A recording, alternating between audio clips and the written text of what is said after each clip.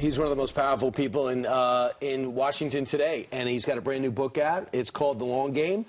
Senator Mitch McConnell, Majority Leader of the U.S. Senate. Welcome to our couch. Good morning. Glad to be here.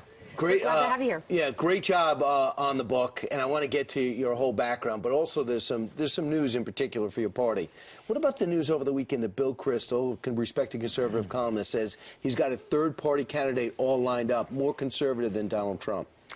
Well, that could only help elect Hillary Clinton, and I think after 8 years of Barack Obama, the last thing the country needs is 4 more years, just like the last 8.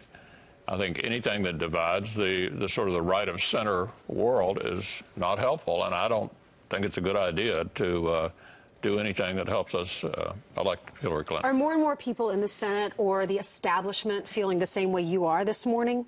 Yeah, look, Donald Trump won this thing the good old-fashioned way. He got more votes than anybody else in primary after primary after primary, and I think we ought to respect the wishes of the Republican voters. They've chosen him as the candidate.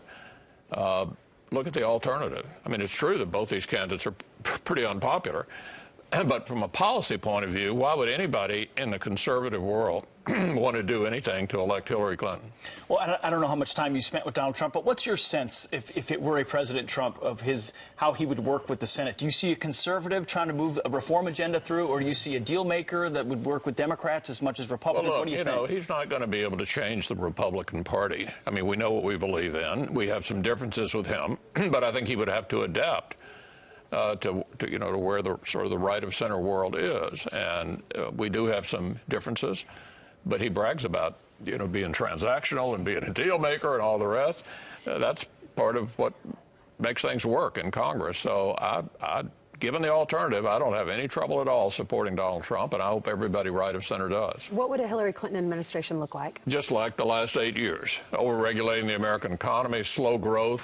Look at the last quarter. We had a 0.5% growth rate. What does growth mean? The lack of growth means the lack of opportunities for the next generation.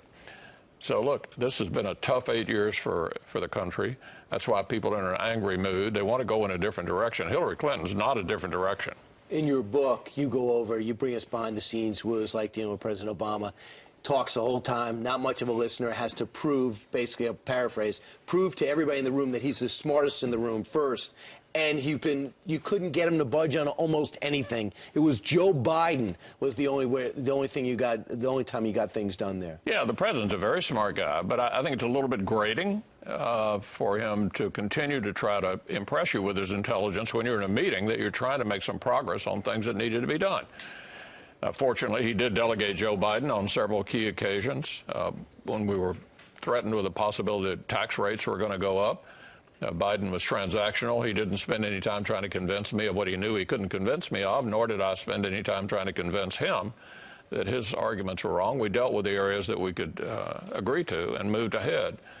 The president wanted to turn us into a Western European country. He did. And he's made a lot of progress, if that's your goal. Big debts, high taxes, slow growth, less opportunity. That's the last 8 years. And Hillary Clinton seemed to try to pride herself on being pragmatic when she was a senator. Do you see any of that pragmatism, or do you think she just is in a Bernie Sanders progressive straitjacket and she's going to pursue the Obama foreign policy? Yeah, look, I don't think Hillary Clinton was ever a Bill Clinton centrist. You get the impression that she may have been more to the center than she is because of her husband, who did accept the fact that he had a Republican Congress, and if he was going to accomplish anything, he had to move to the middle. Eric Holder came out over the weekend on David Axelrod's podcast, which is where all big news is done. He said, the more I think about it, I don't like what Edward Snowden did, but he performed a public service. So at first he calls him a traitor. It was an act of treason. Did Edward Snowden provide a public service? Does it concern you the Attorney General, the former, feels that way? That's an outrageous comment from the former Attorney General. Truly outrageous. It makes me glad, again, I voted against confirming him. He was one of the worst Attorney General we've ever had. You have this book. I do. Released this book. Congratulations. The Long Game. Tell us what it's about. It's a memoir. Well, it's about really my whole life, and I think the thing that people might find the most interesting was the kind of rough start I got off to. You got polio. Yeah, I contracted polio when I was 2 years old, and my mother, fortunately, my dad was over fighting in World War II. My mother and I were living about 60 miles from Warm Springs, Georgia, which Franklin Roosevelt had set up as a polio treatment center. It affected my left leg, and my mother took me over there. They taught her a physical therapy regimen and told her that she needed to watch me like a hawk and keep me off my feet, because they were afraid if I tried to walk prematurely, I would end up in a brace. So for 2 years, she administered this physical therapy regimen during every day, about 4 times a day, kept an eye on me, kept me off my feet. And my first memory in life was the last visit to Warm Springs, where they told my mother that they thought I was going to be a normal kid, wouldn't have a brace, and wouldn't walk with a limp. You also describe an upbringing where you didn't have a ton of friends early on. You and your mom were extremely tight. You moved. You also said that you tried baseball, and you were terrible, and you were determined to be better, and you got good. You said, this is where I am, but this is where I want to be, and you made yourself a good player. How satisfying is that? Well, you know, when you're that age, you're trying to figure out how things work, and it dawned on me that if I kept working at it, I might get better. And whammo, one day I got considerably better. But there are always humbling moments just around the corner, and I was beginning to feel a little bit cocky about how good I was. And we went in to play the City All-Stars. I was going to pitch the second half of the game. I walked the bases loaded. I walked a runner in. I said, by golly, I'm going to get the ball over, and I did. Right down the middle, the guy hit a home run. And it was a very humbling moment. So I think, you know, one of life's lessons is don't ever get too full of yourself. Just when you think you're on the top of your game, there's always somebody better who's going to knock you down.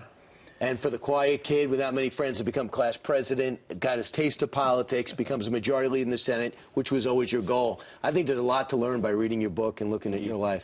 And Senator, as a veteran too, I want to thank you. There's some powerful stories in here about the Iraq surge, and you're fighting for it. You were part of the No Surrender Caucus that fought to make sure we supported General Petraeus, which is a powerfully said. And I want to thank you, Pete. You were actually in the fight, and we all are grateful for what you did. Right. Thanks, Senator. Great book. Thank you for your work. And we're going to talk for a complete hour on radio. Unless you get sick of me and storm out. I'll look forward to later. it. Yeah. Thanks so much, Senator. Appreciate it.